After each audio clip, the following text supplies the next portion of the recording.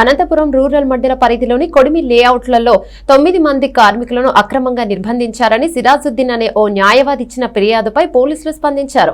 అనంతపురం జిల్లా ఎస్పీ ఆదేశాల మేరకు రూరల్ డీఎస్పీ శివారెడ్డి క్షేత్రస్థాయికి వెళ్లి పరిస్థితిని పరిశీలించారు. అక్కడ 9 మంది వెస్ట్ బెంగాల్కు చెందిన కార్మికులు తమ పని చేసుకుంటున్నట్లు ఆయన వివరించారు. తమను ఎవరూ నిర్బంధించలేదని కార్మికులు చెప్పినట్టు డీఎస్పీ శివారెడ్డి వివరించారు. అంతేకాకుండా లేబర్ ఆఫీసర్లు కూడా వారిని విచారించారని, అయితే ఎలాంటి అక్రమ నిర్బంధాలు జరగలేదని వివరించినట్టు చెప్పారన్నారు. సర్వర్ జవాన్ అనే కాంట్రాక్టర్ తమను ఇక్కడ గత నెలలుగా పనులు చేస్తున్నారని, ఆ కాంట్రాక్టర్ నుంచి సుమారు 5 లక్షల వరకు డబ్బు రావాలని చెప్పారన్నారు. కానీ వారిని కిడ్నాప్ చేసినట్లుగా గత 2 రోజులుగా జరుగుతున్న ప్రచారంపై ఆయన ఆగ్రహాన్ని వ్యక్తం చేశారు. సరైన వాస్తవాలు తెలుసుకోకుండా ఇలాంటి దుష్ప్రచారాలు చేస్తే చర్యలు తప్పవని ఆయన హెచ్చరించారు.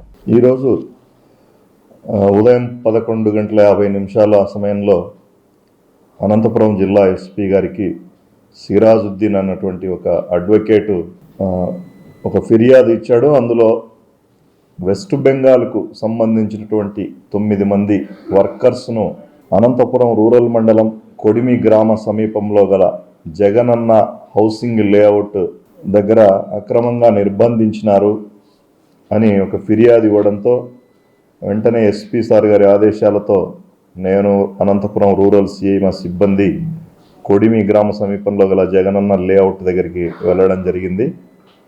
అక్కడ చూస్తే 9 మంది వెస్ట్ బెంగాల్కు చెందినటువంటి వ్యక్తులు ఆ బిల్డింగ్ కన్స్ట్రక్షన్ పని చేస్తూ ఉన్నారు.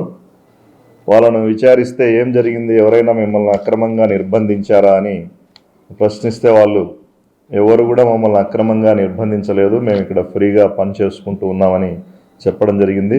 అదే సమయంలో అనంతపురానికి చెందినటువంటి assistant labour officers 2 officers madams రావడం జరిగింది. వాళ్ళు కూడా వాళ్ళను విచారించారు. వాళ్ళ విచారణలో కూడా వాళ్ళు మమ్మల్ని ఎవరు అక్రమంగా నిర్బంధించలేదు, మమ్మలను వెస్ట్ బెంగాల్కు చెందినటువంటి లేబర్ కాంట్రాక్టర్ సర్వర్ జహాన్ అనే వ్యక్తి ఇక్కడికి పనికి పిలుచుకొని రావడం జరిగింది. సుమారు 5 నెలల నుంచి మేము ఇక్కడ పనిచేస్తూ ఉన్నాం, మాకు జీతాలు ఈ లేబర్ అమౌంట్స్ బకాయిలు సుమారు 5 లక్షల వరకు సర్వర్ జహాన్ ఇవ్వకుండా మోసం చేయడం జరిగింది అని వాళ్ళు చెప్పారు. ఎవరు కూడా మమ్మల్ని నిర్బంధించలేదు, ఫ్రీగా ఉన్నాం మేమని కూడా చెప్పారు. కాబట్టి ఈ సోషల్ మీడియాలో ఎవరు కూడా అసత్య కథనాలు ప్రసారం చేయకూడదు. ఈ వాస్తవాలు ఈ విచారణలో తెలిసినాయి.